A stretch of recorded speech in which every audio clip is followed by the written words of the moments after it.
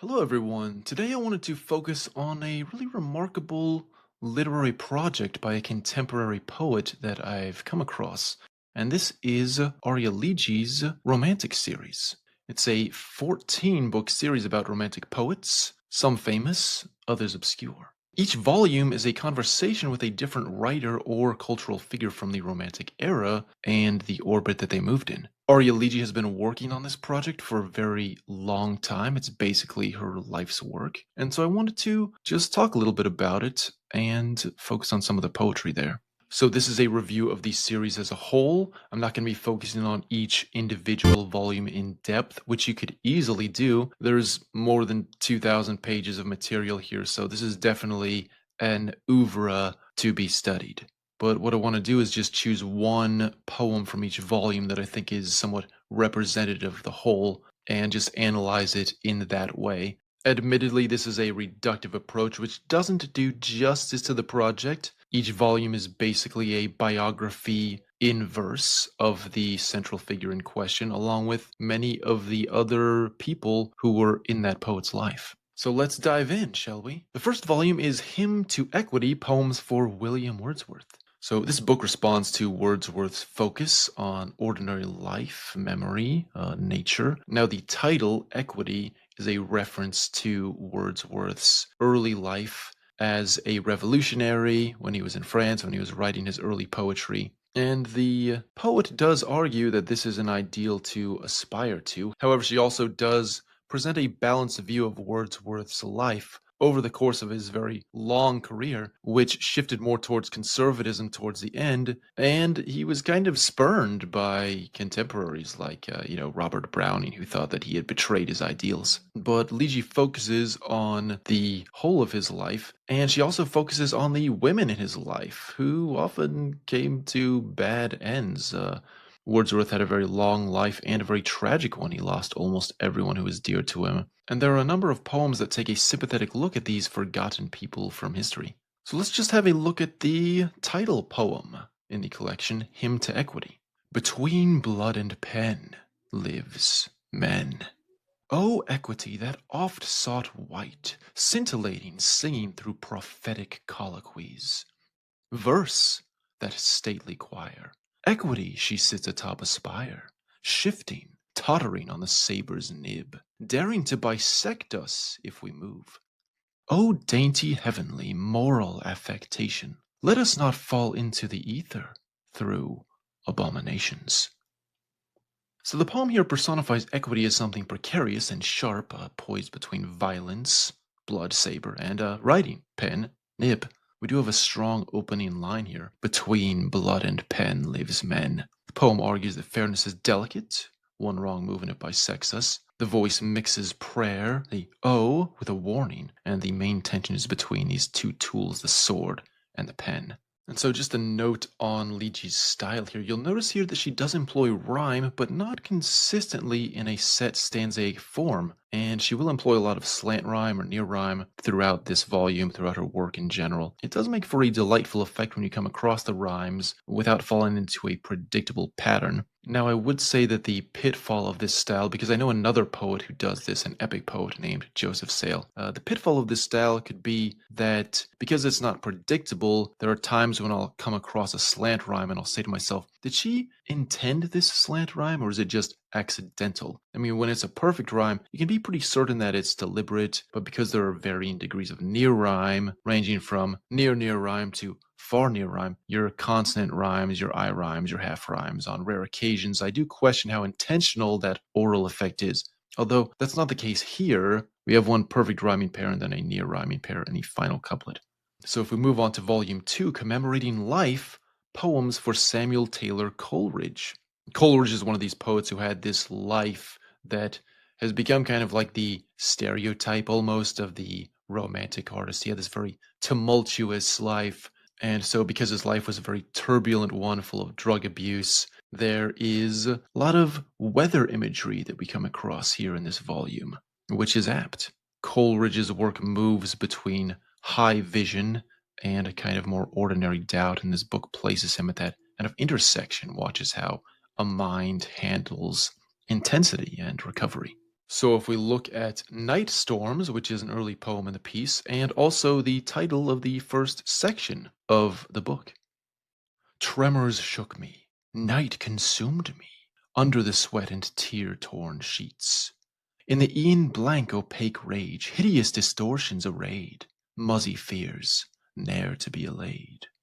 Yea, didst they o'ertake me, making me their crazed slave, incoherent cherub, at once slack-jawed, addled, and hopelessly depraved.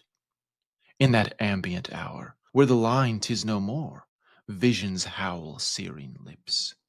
Black-crusted omens cursing me, nostalgic hobos, their eerie apocalyptic strange shrieking, heard rattling e'en draymen's ears.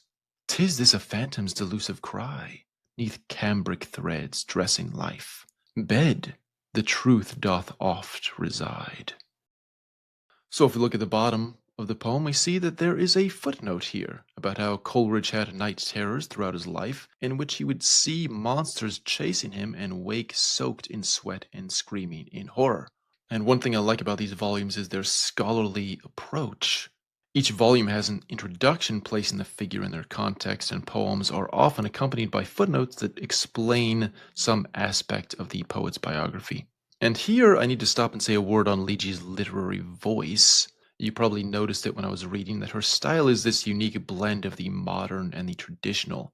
She will mix archaisms, tis, or, ne'er, with more modern turns of phrase. And it can be jarring sometimes, which is intentional. Usually you will encounter archaic diction in the work of amateur poets who are trying to imitate Shakespeare, but they don't really know what they're doing. Now, she's able to get away with the archaic language because her subjects are historical ones. These are people who lived, 200 years ago. And so you get language that feels ceremonial, but still alive, a bit like a period drama with a present-day heartbeat, if that makes sense. So here in this poem, we have a few archaisms mixed with that unusual word towards the end. Cambric threads. Her use of unusual diction is tightly controlled. She doesn't throw a lot of obscure words around all over the place. Once or twice in a poem is enough to get the sense across.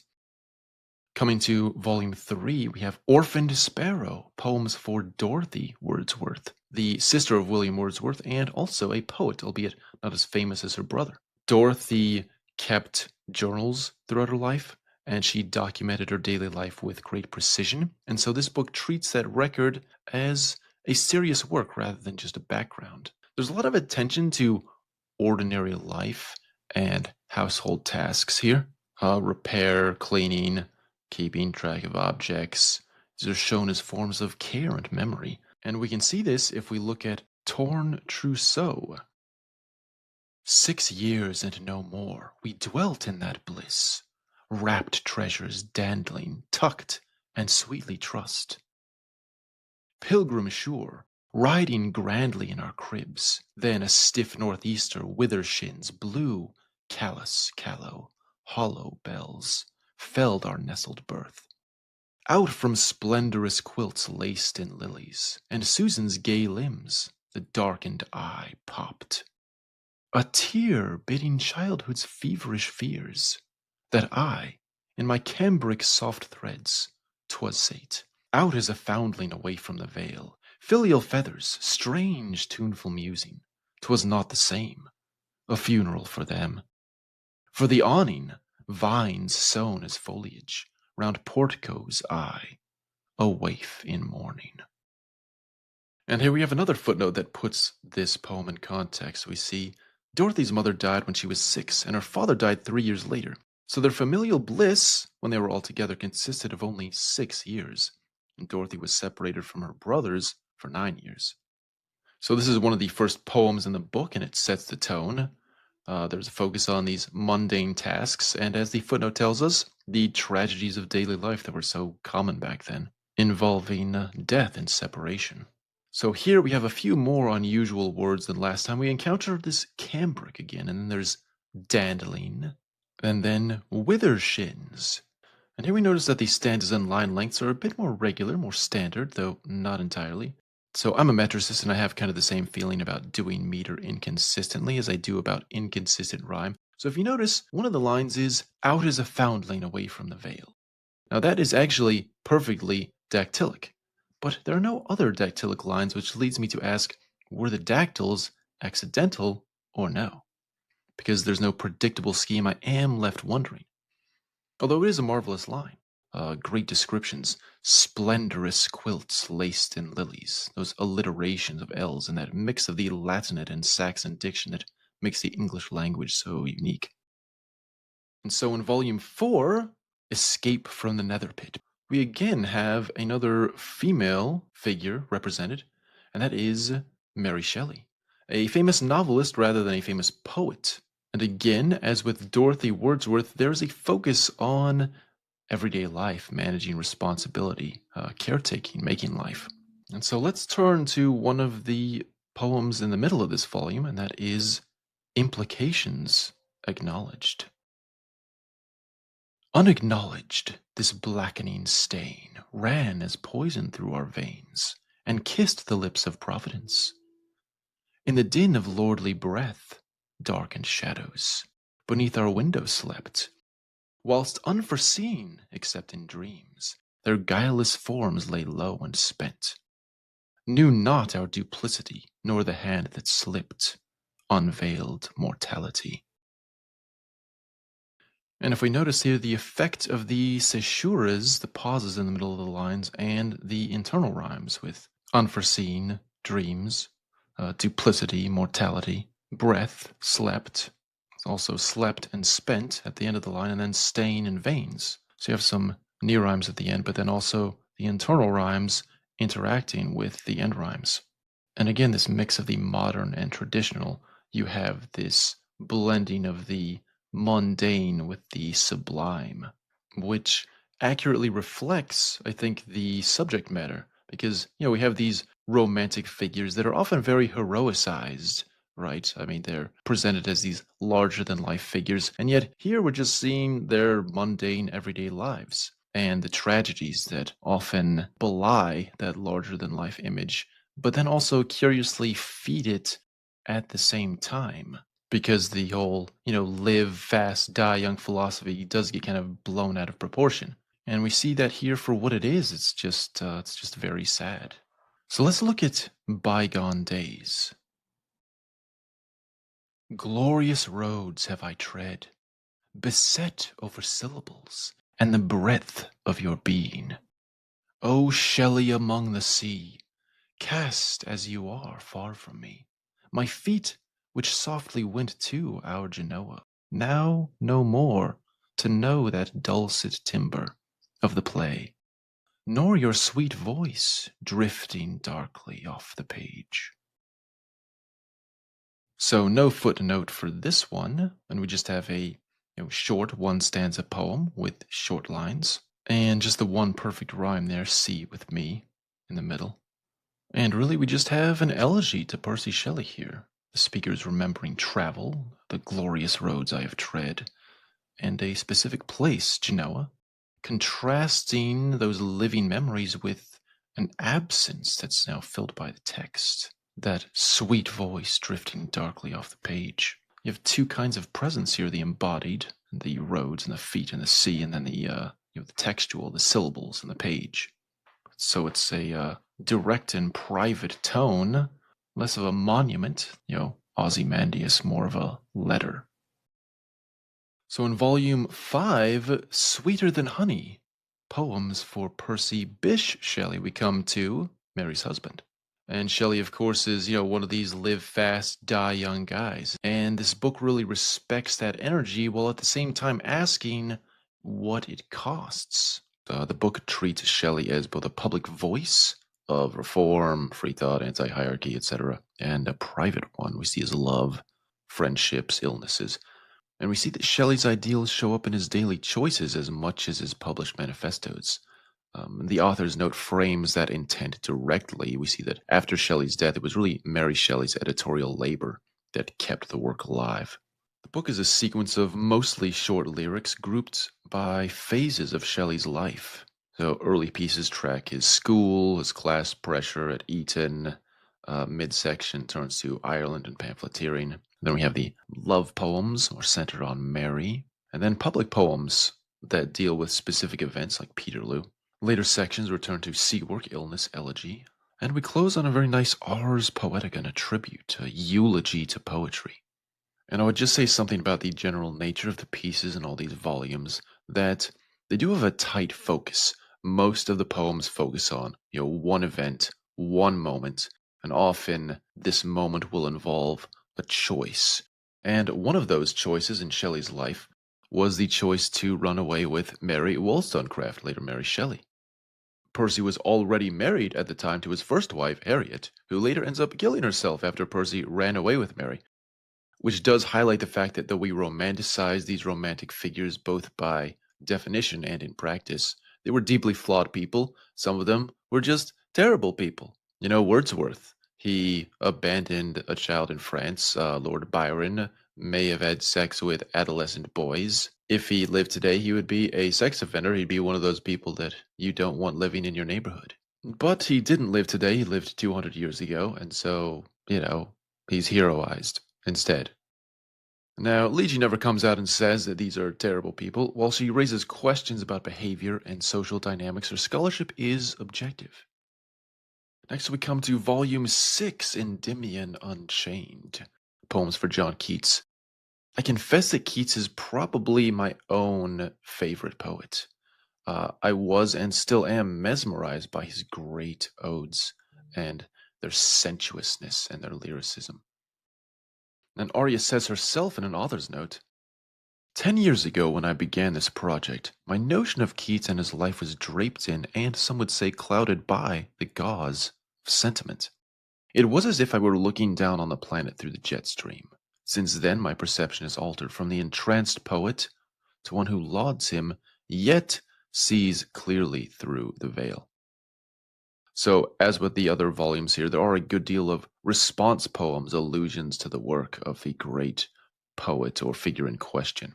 And so it functions as a conversation in verse. Now, if we go to the title poem here, Endymion Unchained, we can see a lot of double references, both to Endymion and perhaps also Keats's own life. Do you hear me, Endymion, on your lust-worn trail? The cliffs and precipice in sight and invite thee. Fain do not reply to their indelicate yea, mirth-laced cry. Though the mouth that beckons sings, nightingale, sweet and unrestrained. Ignoble falsities cursed and gathered puerile chains, chains of ill repute, chains to leave you destitute, pouring forth in a quick, tinctured, maddening scourge. O Endymion, cloak your eyes, wee Cerisius curled waif, whose touch is not regale, nor of the angel's nimbus-hewn pate. Keen your gaze towards the least revealed, but open to one. Her lips a flowering petal, arms untethered, her breast unstained and full sustains. She turns as ought to the ample bower, Diana's lit torch, offering to love, unrefracted true as one being, held in two. Now this is a reference to Keats's first epic poem, Endymion, which is about a handsome shepherd who ruled Elis on Mount Olympus.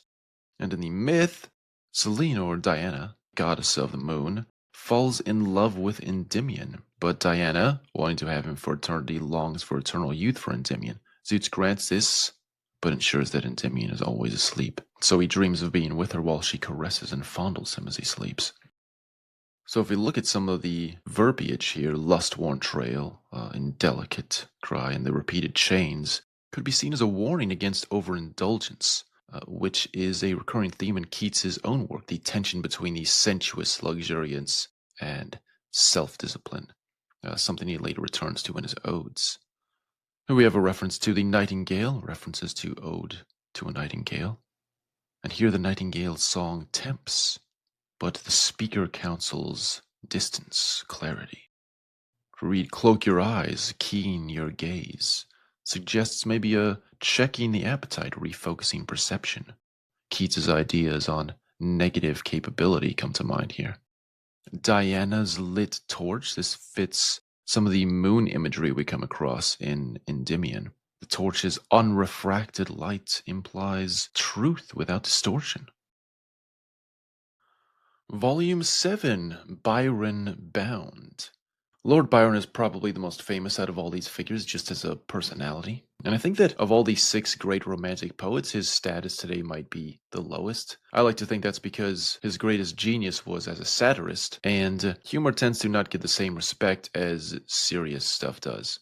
But I was pleased to see that Ligi makes a case for the singularity of Byron's work in the introduction. She says, "More than any other poet of the 19th century, his work stands alone. It is not peppered with the flowery images of Keats, nor even the grand metaphors which were the style of Shelley, but rather with the grit and salt of humanity." And she goes on to say that where Keats wrote from imagination, Byron wrote from experience. Which is, of course, true. Byron's work has heavy autobiographical elements that are lacking in everyone but Wordsworth. And in some way more than Wordsworth, Byron represents not so much the egotistical sublime as his own literary archetype. While one can see precursors in Milton's Satan, maybe Marlowe's overreaching characters, the Byronic hero is a unique figure. As a fictional character, he's really central to the whole 19th century. And as we might expect, Ligi peels away the layers of romanticism behind the man as popular archetype. She approaches Byron's public image and also the private strain behind it. So let's look at the title poem, Byron Bound. How can we not be bon ami, whilst your mind comes nearer drifting, effulgent, effervescent sea? I plead not as man, but lover, sweetest friend, pillaging that trail, muffs, coattails, and farthingales, dancing that flowing river bend. The waterway descends into pure succulence, that forever, bound in glosses delicious ends. And the footnote says Byron revered women with whom he could converse on a wide range of subjects. And we see the speaker addressing Byron in a friendly and intimate register, somewhere between admirer and lover.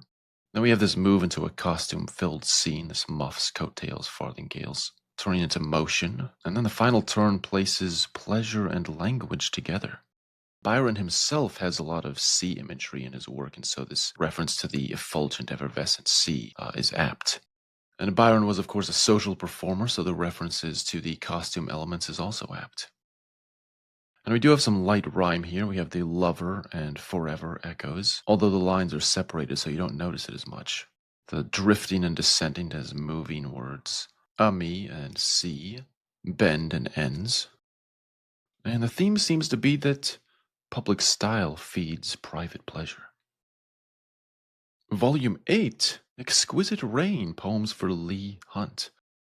So Hunt is best remembered as being the social connective and the glue for other figures here. He was a writer, of course, but maybe more known as a host. And so the book treats hospitality as a cultural practice. It's true, of course, that a well-run room can help people think and speak well. And if we look at the poem Heart Song, we come to one of the most famous episodes that Hunt is associated with. Didst I leave it on the beach? O sparkling, unburning ball, a bit of hope, a bit of light, refracting off the darkening wall. This refers to when Leigh Hunt was present when Percy Shelley was cremated on a beach on the coast of Italy after he drowned. It's said that Hunt reached into the burning pyre and ripped out Shelley's heart before it could be consumed by flames, and then he later gave it to Mary Shelley, who kept it for the rest of her days. Although I have read that maybe it wasn't Hunt who ripped out his heart, it was somebody else. So I think there's maybe a little bit of argument as to who exactly took Shelley's heart. But Ligi ascribes this to Hunt. The subject of poetic relics is one of particular interest to me. I think we've gotten away from that. We need to be preserving the physical remains of some of these poets living today. If there's anyone who's interested in preserving my organs or perhaps my toenail clippings, do reach out. I'd be more than happy to oblige you. Moving back to the poem, though, I think it's very interesting this poem functions as a closing piece. It's the last in the collection. Volume 9, Bel Esprit, Poems for Lady Blessington. Now, here we come to a figure who is the least known so far of all those I've discussed. I confess I knew nothing whatsoever of her until I read this. Now, the collection as a whole, the Romantic series, is organized with 7 volumes devoted equally to men and women, respectively. But the male poets are just more well known than the female ones.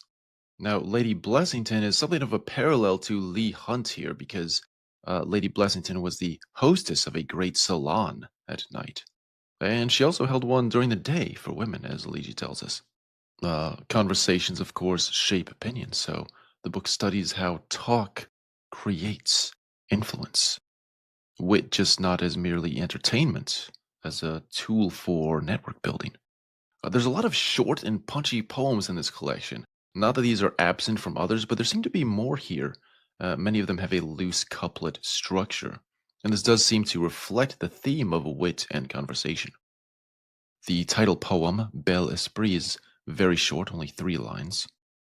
But Liji's taking a broad view here, and she's highlighting the extra literary activities of the things that go into literature, the things that help it to succeed. Volume 10, Biondetta, Poems for Lady Caroline Lamb. So I've heard of Lady Caroline Lamb. I didn't really know that much about her, really. She did enjoy a literary career. She is most famous today for being a lover of Lord Byron and characterizing him as mad, bad, and dangerous to know.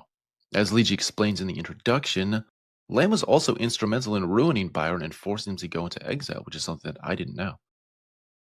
And the title poem, Biondetta, refers to a story that Caroline wrote in which she was a dog chained to a whipping post, and Byron was the master who left her outside in the cold to die. The central portions of the book do deal with her affair with Byron and its aftermath, her madness, she was probably bipolar, how she tried to kill herself and burned Byron in effigy and then set out to destroy him. And then after he was exiled, she enjoyed this successful literary career.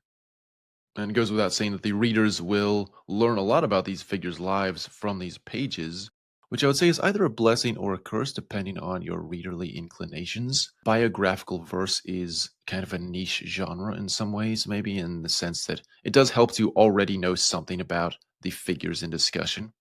In modernist fashion, there are erudite references all over the place. Each poem in these collections tends to refer to specific biographical events, specific moments. And so knowing background information is useful in getting the most out of these poems. But most people probably aren't going to know this specific information. If you're not a specialist in this field, the footnotes are necessary to understand what's going on. They're not really optional. As is the case with a lot of modernist verse, there is a certain level of difficulty here. This is the antithesis of insta-poetry. You have to be educated to read it. So I often found myself reading the poem, then reading the footnote, then going back to read the poem again in light of that information, and just seeing how she deals with those references. So if you are the scholarly sort, that's something that you'll really love about these books. And if you're not, you'll probably find it a challenge. Speaking as someone who has a lot of footnotes in my own mock epics, I like to read footnotes. I have received reviews to the effect that, if the footnotes weren't there, I wouldn't know what's going on. I'm no stranger to the fact that most people, as Tolkien once said, they want to eat the soup, but they don't want to know what ingredients are in it. That is, they want to savor the story on a subconscious level. They want to be entertained. They don't really want to have to think about the mechanics of structure. Of course, verse itself is just a niche thing today. It's a boutique art. It's something that's practiced by the few. And if you're still watching this right now, then this is the kind of thing that's up your alley.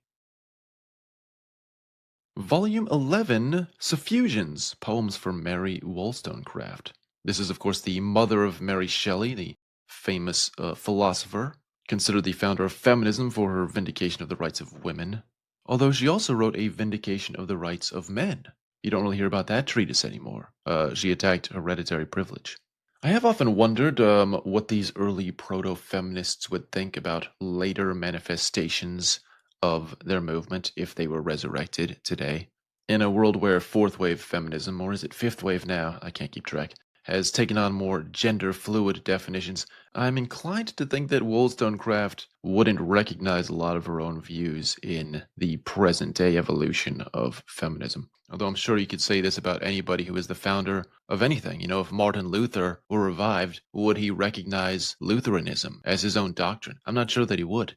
But I digress. This collection runs to more than 300 pages, making it twice the length of most other volumes in this collection, so this is clearly a subject close to Leegie's heart. And Wollstonecraft was not just some kind of theoretical philosopher. She united argument with daily life. So the book treats thought as something you can use. It's not just a desk hobby. That principles should be visible in ordinary choices. Now, there's a short poem in here called Attic King, which is not a poem that is necessarily representative of the collection or central to it, but is just another one of these very interesting moments in the life of the poet or the figure. In a hackney coach he was then, a lone purveyor of his countrymen, not haughty, nay, not contrite, but a man no less, and then out the light. And as we read here, this is a reference to the execution of Louis XVI when he was taken to the guillotine. Mary was in Paris at the time and watched this scene happen from a window. And even though she's a person who is, against aristocracy, for republicanism, she still pitied Louis and identified with his loneliness. Volume 12, Heresy's Girl, Poems for Mary Robinson. Here we come to another figure that I was wholly ignorant of. Mary Robinson, a very interesting woman. As Leegee tells us, she wrote her first volume of poetry while living with her husband in debtor's prison. In the poem The Fleet Inn, Leegee treats us to a scene where her husband is dallying with prostitutes in a cell adjacent to hers while she is caring for their young daughter. Despite these difficult times, Robinson did achieve fame for her verse, her novels, her acting on the stage. She became a celebrity. Leegee tells us she was dubbed the English Sappho due to her prolific poetry, which was insightful, and Coleridge actually praised it for ushering in new metrical forms.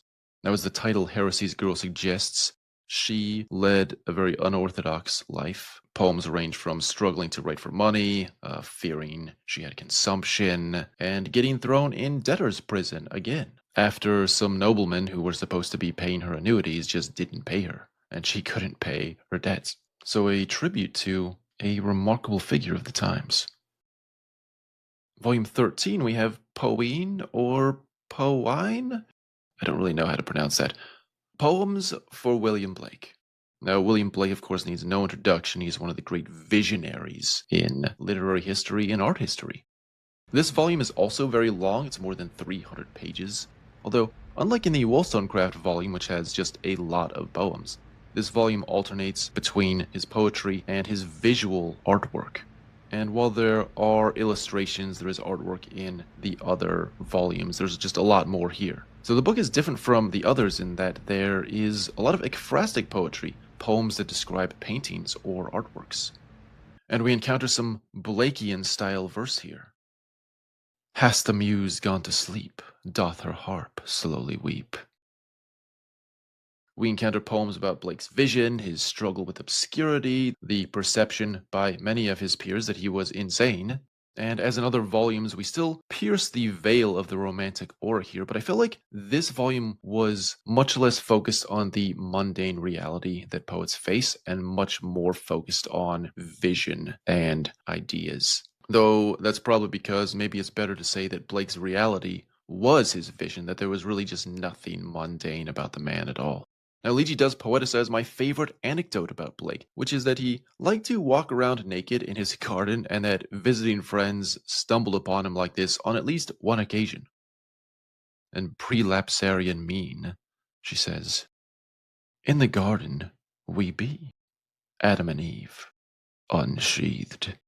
Guileless forms darken and flower, neath blades, arrest and toil, innocence grave. Then we come to the final volume here, volume 14, Deschiron, Poems for the Blue Stocking Women. This was another subject it was interesting to learn about. This book is fairly long because it's more of a miscellany. It's not about one, it's about several figures. Anne Radcliffe, Charlotte Smith, Lady Morgan, Fanny Burney, Letitia Elizabeth Landon, and Madame de Stael. I was only previously familiar with about half of these figures. And if I could mention a note on style here, there's a skillful deployment of recurring imagery in this volume featuring veils, doors, quills, chains, stones, the sea. These things are not decorative. Veils and doors tend to mark access or denial in the sexual sense, privacy or autonomy. Quills and ink symbolize agency. Chains and even surgery related words, clamped, chomped, bit, harnessed, revolve around social pressure and constraint. The sea is a symbol of danger, stones of steadiness or reliance. I'd also note here, building on what I said earlier about Liji's rhyming style, there I said, it's not predictable, but the rhymes do often occur when the speaker is closing a claim, and the couplet-like endings are, not mere flowery decoration, but they often serve as thesis beats to emphasize the theme or idea of the poem.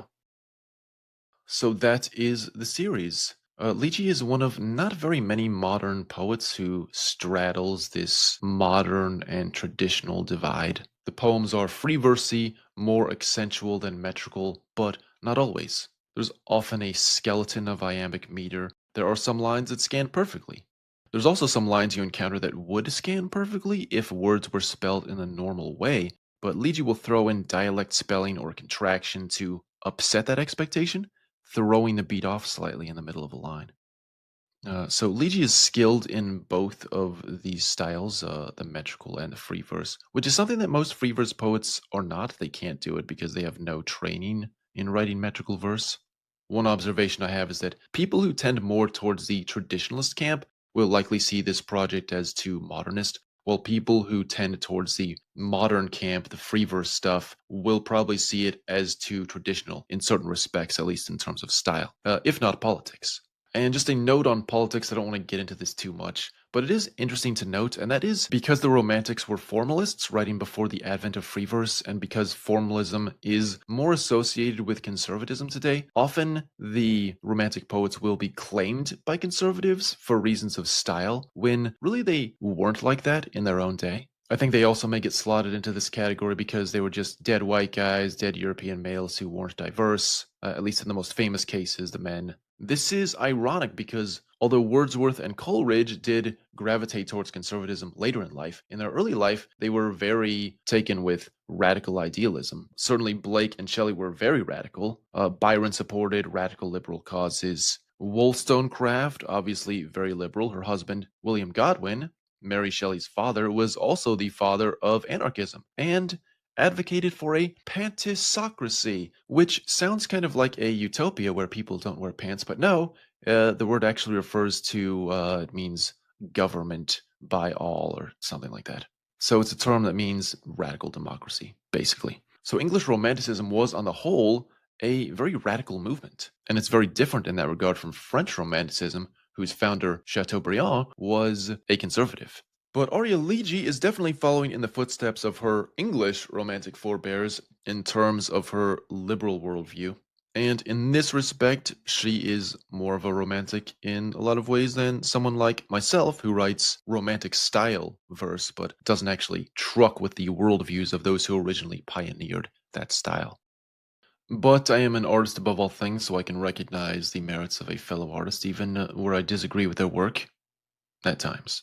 Though it has to be said that Wordsworth, who witnessed the French Revolution and its excesses, came to believe later in life that his early radical principles had been naive. He had a wake-up call. And I wish more leftist artists would also have this wake-up call. Most of them are privileged, overeducated people who just don't know how good they've had it growing up in the prosperous capitalist West that invented modern medicine and basically everything else worth having in the modern world. So I question the degree to which you can appropriate the political ideals of the past, which were very new and revolutionary at that time. Nobody was saying what William Godwin was saying. Nobody was saying what Mary Wollstonecraft was saying then. We've been living in the shadow of the Romantic tradition for 200 years now, and I would argue that some of those ideals that have become widespread just aren't good. My thoughts about the Romantic poets, at least the male ones, is that while their verse is something that should be emulated today, their lives, by and large, should not be. Now, the lesser known female poets, Dorothy Wordsworth, etc., do seem to have been good people who led admirable lives, if not enviable lives. But I think that's just because they had to be. They didn't have the same opportunities for outlandish behavior. Now, there is a way that Liegi is less in the Romantic tradition, in the sense that Wordsworth and Coleridge's whole poetic revolution that they expound in lyrical ballads is to speak in the language of men. That is, using plain everyday speech. Now, Wordsworth did still, in practice, use archaisms sometimes when describing the speech of rural rustic types, because that's how they talked.